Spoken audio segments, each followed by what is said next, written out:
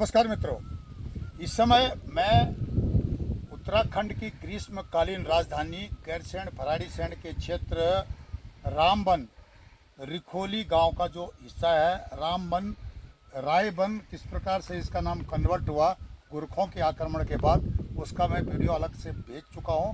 वास्तव में इसका नाम रामबन था। अब रामबन किस संदर्भ में था पता नहीं, लेकिन इतिहास करवट बदलते गया और यह सारी स्थिति पैदा हो गई। यहाँ पर ये जो सामने आप देख रहे हैं, मैं आपको दिखाऊंगा। ये मेरे अंगुली की सीध में ये कुमोली गांव है, और कुमोली गांव के ये सबसे इस साइड में कोने में यहाँ पर यह मस्जिद है। यहाँ पर गढ़वाली मुसलमान लोग रहते हैं।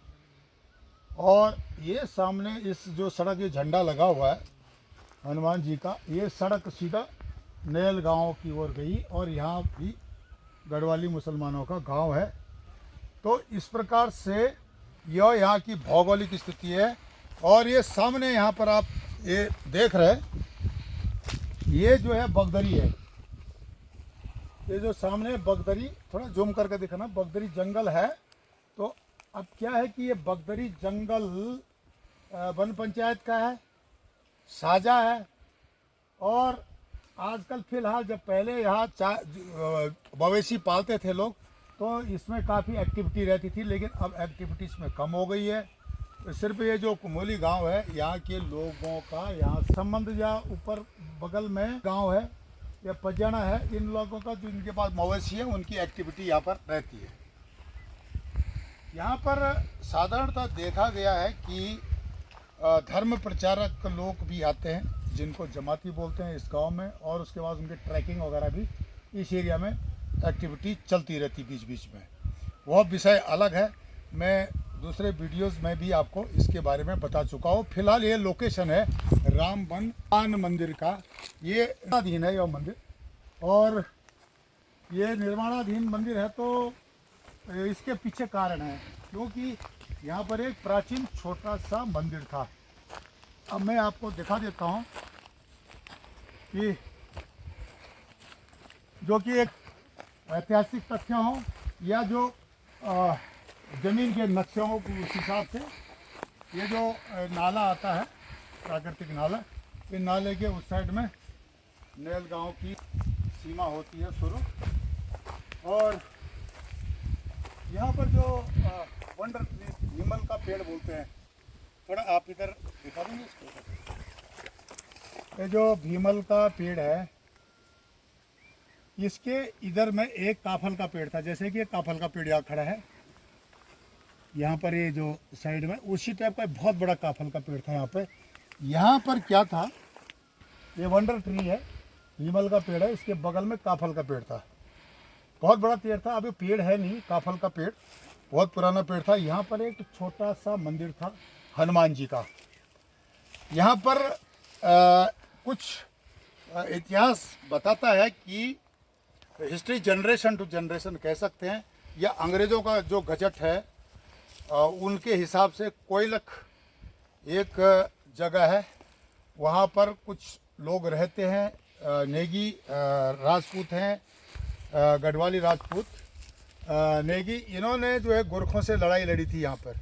और ये तकरीबन पूरी जो ज़मीन है नेल और कुमोली की, ये उनकी अधीन थी पर, लेकिन गोरखों ने उनका इतना कत्लेआम मचाया कि ये जो आप देख रहे हैं, इधर धुंध लगी हुई है, शायद ये आग लगी हुई है, इसकी वजह से यहाँ दूधातोली में आग लगी, तो दूधातोली दिखाई नहीं दे रहा है पर्वत श्रृंखला। उसके उस तरफ धैजुली और जो राठ का क्षेत्र, पौड़ी का इलाका शुरू हो जाता है। तो वे लोग कुछ यहाँ से उठ कर के राठ की तरफ चले गए बताते हैं, और कोई कोयलख ये इस तरफ जो है तकरीबन रोहिड़ा की इस साइड की तरफ इधर चले गए, लगभग दक्षिण दिशा की तरफ चले गए। ये ऐतिहासिक तथ्य जो पुराने लोग बताते हैं उनके हिसाब से बता रहा हूँ। तो ये हनुमान मंदिर था, छोटा सा था, जैसे कि उत्तराखंड में छोटे छोटे मंदिर होते हैं, उस प्रकार का एक छोटा मंदिर था। लेकिन समय के चक्र के अनुसार ना तो मंदिर रहा, ना मंदिर के पत्थर रहे, ना मंदिर की हनुमान जी की मूर्ति रही। तो यह सब समय के चक्र में सब गायब हो गए। अब क्या होता है कि यहाँ पर जो जगह है सड़क के किनारे हट बनी हुई है हनुमान जी के लिए, मंदिर के लिए, मंदिर को बनाने के लिए अब हनुमान जी जगह यहाँ पर ले ली है। कुछ सपनों में आकर के और कुछ यहाँ पर कुछ ऐसे संकेत देने शुरू कर दिए कि मजबूरन यह मंदिर यहाँ पर बनाना पड़ रहा है, क्योंकि हनुमान जी अपनी जगह जरूर लेते हैं, वो छोड़ते नहीं है, पवन पुत्र हैं। तो इस काम को यहाँ पर आप देख सकते हैं कि यहाँ पानी भी नहीं है, बिल्कुल सूखा इलाका है। और जैसे कि आप देख रहे हैं बहुत पुराना प्राचीन पेड़ है। मेरी उम्र लगभग 70 साल हो गई है। मैं जब छोटा था बच्चा तो उस समय भी पेड़ ऐसा ही था, उस समय भी पेड़ ऐसा ही था, आज भी ये पेड़ ऐसा ही है का पेड़ है। अब पता नहीं इसकी उम्र कितनी हो गई है, लेकिन यह सूखा इलाका है, यहाँ पर पानी नहीं है। ऊपर से जो सड़क जाती है जो जिसमें चीड़ के पेड़ है, चीड़ के पेड़ दिखाई दे रहे, झुरमुट दिखाई दे रहा है, उसके नीचे जो कि फरकंडे गांव के पास स्थित है, सड़क जा रही है। अभी ये सड़क भी कच्ची है, इसका भी डामरीकरण होने वाला है। यह स्थिति यहाँ पर। बाकी ये जो जगह है ये पूरी जमीन रिखोली गांव के लोगों की है। यहाँ पर पौड़ी से आए हुए ढोंडियाल लोगों का जो गांव है, काफ़ी इससे आगे और लास्ट गैरसैंण तक रामगंगा नदी जो रतवाहिनी जिसको बोलते हैं, रामगंगा नदी किनारे तक इनकी ज़मीन यहाँ से लेकर के फैली हुई है। काफ़ी लंबी चौड़ी ज़मीन है। यहाँ से ये ऊपर से लेकर के और नीचे जो रतवाहिनी की सहायक नदी है कुमोली गांव के साइड से होती जाती है, यहाँ तक इसके नीचे तक इनकी ज़मीन है। लेकिन पलायन के कारण या सिंचाई के अभाव के कारण, सुविधाओं के अभाव में यहाँ बहुत बड़ी संख्या में पलायन हुआ है। जैसे कि उत्तराखंड में अमूमन पलायन आपकी हमारी सबकी देश की समस्या है। सामरिक दृष्टि से दो अंतर्राष्ट्रीय सीमाओं से यह राज्य जुड़ा हुआ है, चीन और नेपाल से क्रमशः, और कुछ न कुछ हमेशा सीमा के विवाद यहाँ पर चलते रहते हैं। सामरिक दृष्टि से अगर देखा जाए तो यह हनुमान मंदिर निर्माणाधीन है। यहाँ पर जब ये निर्माणाधीन के लिए यह हनुमान का मंदिर बन रहा था तो उस समय ज़रूर कोई काम अच्छा होता है तो ऑब्जेक्शन भी शुरू हुए थे, पर लेकिन आज तकरीबन सारे लोग हनुमान मंदिर के बनने के पक्ष में कि यह हनुमान मंदिर यहाँ की जो डेमोग्राफी को बदली नहीं होने देगा। आप समझ रहे हो ना कि डेमोग्राफी की समस्या बहुत बड़ी है उत्तराखंड में। यहाँ पर जो बाहर के लोग आ रहे हैं, जिस प्रकार से यहाँ जंगलों में बाहर के लोग आग लगते हुए लगे, धर्म विशेष के लोगों पर इस के बारे में आरोप लग रहे हैं और लिखित में यह सारी चीज़ें आ रही है। तो मैं उस विषय में नहीं जा रहा हूँ, यह हनुमान मंदिर की बात हो रही है कि यह डेमोग्राफी को चेंज होने के लिए यह हनुमान मंदिर काफ़ी अपनी अहम भूमिका निभाएगा भविष्य में, क्योंकि यहाँ पर उत्तराखंड में भूमि जिहाद की बहुत अधिक है, जिसको बोलते हैं कि बाहर के लोग खरीद रहे हैं और उस प्रकार से दूसरे रोहिंग्या बांग्लादेशियों को यहाँ पर बसाया जा रहा है। उस स्थिति से निजात पाने के लिए यह ज़रूरी है कि इस इलाके में बहुत कम लोग आते हैं। अब जैसे कि ये लोग आए हुए हैं, खेती बाड़ी कर रहे हैं, तो इनके छुटपुट ऐसी घटनाएं हैं। बहुत कम लोगों ने अपने जो खेत हैं इनको मेंटेन किया, तकरीबन अधिकांश खेत बंजर पड़े हुए हैं। यह उत्तराखंड की स्थिति है। उत्तराखंड की तकरीबन हर जिले में, अल्मोड़ा में, पौड़ी में, टिहरी में, हर जगह यही स्थिति है। उत्तराखंड को अगर पलायन की मार से हमको बचाना है तो यहाँ पर डेमोग्राफी को सुरक्षित रखना बहुत ज़रूरी है। यहाँ पर जो स्थानीय जो लोग हैं, पहाड़ के लोग हैं, इनका पलायन न हो। विकास की गति को तेज़ करने के लिए यह तो सरकारें सोचेंगी, लेकिन जो धार्मिक स्तर पर अगर हम देखते हैं तो यहाँ हनुमान जी कौल्यू के राजा हैं और वो एक स्वतः ही यहाँ पर आए हैं। उन्होंने यहाँ पर जिस प्रकार उनका मंदिर था, प्राचीन मंदिर था, उसको किस तरह से डिस्ट्रॉय किया गया, नष्ट किया गया, किसने किया, क्या किया, कोई प्रमाण नहीं है, क्योंकि यहाँ एक्टिविटीज़ जो है सनातनियों की बहुत कम है। तो इस स्थिति को देखते हुए जब बार बार हनुमान जी ने ऐसे संकेत देने शुरू कर दिए, चाहे मेरे को, मैं प्रोजेक्ट में डायरेक्टली इन्वॉल्व हूँ इसमें, तो चाहे मेरे को दे दिए प्रोजेक्ट को, जो मैं कर रहा हूँ मेरे को देने शुरू कर दिए या दूसरे लोगों को देने शुरू कर दिए, तो उसके चलते हुए यह हनुमान मंदिर का निर्माण यहाँ बहुत आवश्यक हो गया है। अब मैं आपको बताऊंगा कि यहाँ पर जो ये सड़क नीचे है, ये सड़क का डामरीकरण होना जरूरी है। यह एक बड़ा विषय है, यह जनप्रतिनिधियों का विषय कि हनुमान धाम तक गैरसैंण से यहाँ जो 3 किलोमीटर ज़्यादा से ज़्यादा गैरसैंण जो टाउन है, उत्तराखंड की ग्रीष्मकालीन राजधानी, यहाँ से 3 किलोमीटर है। और गैरसैंण में बहुत कंजस्टेड, बहुत ही डेंस पॉपुलेशन है। यहाँ पर बहुत सघन यहाँ की वहाँ की जनसंख्या है। यहाँ पर ये जेसीबी चला करके खतान हो रखा है। तो और ये थोड़ा सा टिकड़ी और बची हुई है खतान के लिए, इसको भी, मिट्टी को भी अभी लगाना पड़ेगा, क्योंकि जेसीबी के अभाव में यह सब हम नहीं कर पाए। धन के अभाव के कारण भी यह सब दिक्कतें आती हैं। तो ये जो पेड़ है जो देखा है, बांस का पेड़ है, ओक ट्री बोलते हैं, ये नाला गया है। और इसके इधर वाला इलाका ये मंदिर का इलाका है। यहाँ ये कलवट है, ये यहाँ ये कलवट बना हुआ है। तो ये कच्ची सड़क है, ये कच्ची सड़क है। ये कच्ची सड़क गई हुई है यहाँ से नैल, जागड़ी, शेरा, ये गांव है यहाँ पर।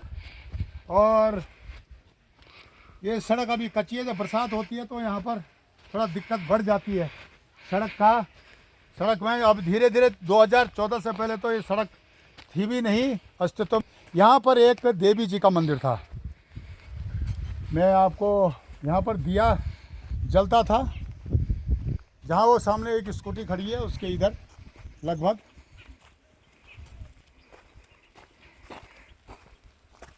ये जो है यहाँ पर, ये जो ये नाशपाती का पेड़ है, लगभग नाशपाती का ही होगा, ये मेल का है। हाँ, तो इसके नीचे यहाँ रास्ता था, इसके नीचे यहाँ पर एक, जहाँ पर मैं खड़ा हूँ लगभग ये जगह, यहाँ पर एक छोटा सा मंदिर था देवी का, माता भगवती का, राजराजेश्वरी का। पीडब्ल्यूडी का काम चला होगा तो किसी ने बताया नहीं कि भैया एक छोटा मंदिर है, जो मंदिर दब गया है, इसका अस्तित्व नहीं रहा। जब मैं छोटा था तो उस समय मैंने इस मंदिर को यहाँ पर देखा था और इसका अस्तित्व नष्ट हो गया है। तो इसको पुनर्जीवित करने के लिए पीडब्ल्यूडी को सोचना पड़ेगा।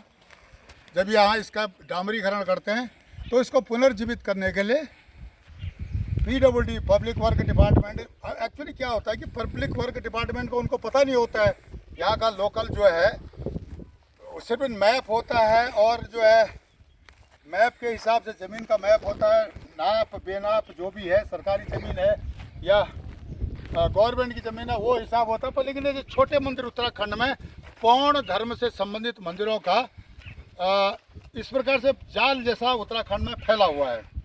पौण धर्म जिस प्रकार मैंने बताया आपको कि धर्म में इनका विलय हो गया। आज भी यहाँ के लाटू, भैरव, जो वन भैरव या गोरिल, कलवा, एड़ी, आछरी, ये सब पौण धर्म से संबंधित देवी देवता थे। नंदा देवी पर्वत श्रृंखला है या नंदा देवी पर्वत है, उसके आसपास का इलाका तिब्बत में भी है, तो भारत में भी है, नेपाल में भी है। तो यह जो है यहाँ की जो स्थिति का मैंने आपको आकलन करा दिया है। यह हनुमान मंदिर निर्माणाधीन है, के संज्ञान में है, स्थानीय लोगों के संज्ञान में है। इस पर काफ़ी कुछ काम चल रहा है और हमें आशा है कि उत्तराखंड की डेमोग्राफी को बदली होने से रोकने के लिए यह अपनी अहम भूमिका निभाएगा। अब आप यहाँ पर देख रहे हैं कि ये बीच वाला जो खतान हो रखा, जो इलाका साफ कर रखा, यहाँ 20 बाई 20 फुट में 20 फुट चौड़ा, 20 फुट लंबा यह बनेगा। उसके वीर मंदिर बनेगा, वहाँ पर हनुमान जी की मूर्ति को स्थापित किया जाएगा। और यहाँ पर धर्मवीर हनुमान भक्त अशोक बिरला साहब ने मूर्ति के लिए स्वतः ही वो आगे आए हैं।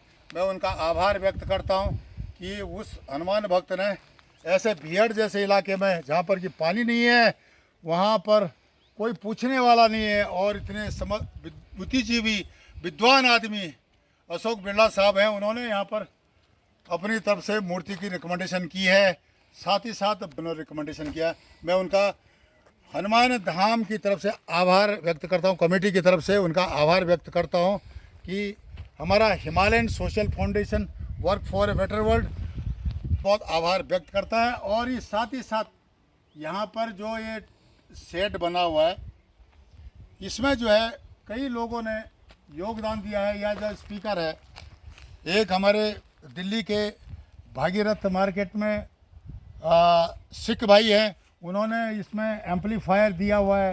ये प्रकार से सारे लोग आगे आ रहे हैं, समझ रहे हैं इसके महत्व को, स्थान के महत्व को। और आने वाला समय यह सिद्ध करेगा कि उत्तराखंड के लिए पूरा देश, अकेले यहाँ के स्थानीय लोग नहीं है, पूरा देश आ रहा है उत्तराखंड को बचाने के लिए, भारत को बचाने के लिए। उत्तराखंड की डेमोग्राफी बदली ना हो, इसमें साथ देने के लिए सारा देश इकट्ठा हो रहा है। मैं सभी सनातनियों से अनुरोध करता हूं कि आगे आएं और इस काम में सहयोग करें। साधु संतों से कि यहाँ पर जो है वे अपना जो है ध्यान आकृष्ट हों, यहाँ पर बैठें, यहाँ पर आएँ। ये साधु संतों के लिए भी स्थान बनेगा, साधु संतों के लिए आराम गृह बनेगा। इस प्रकार से इसके महत्व को सनातन धर्म आगे रख करके उत्तराखंड की मदद करेगा, यहाँ की डेमोग्राफी बदली नहीं होने देगा, जैसे कि हरिद्वार में या दूसरी जगहों में डेमोग्राफी बदली हुई है। मैं बाबा बागेश्वर को भी प्रणाम करता हूँ। लगभग 3 बार उनके सामने में विजिट कर चुका हूँ, उनसे मिल चुका हूँ। और बाबा बागेश्वर जो वहाँ पर पूरे हनुमान भक्त हैं, पूरे भारत में जिनका नाम है, विश्व में जिनका नाम है, उन्होंने भी इस विषय को समझा है और यहाँ पर आने का वादा किया है कि मैं ज़रूर आऊँगा। मैं सिंगर्स मिश्रा बंधुओं का भी आभार व्यक्त करता हूँ, जिन्होंने इस बात को समझा है यहाँ पर, यहाँ की डेमोग्राफी चेंज न हो। यहाँ पर एक सेकंड इसको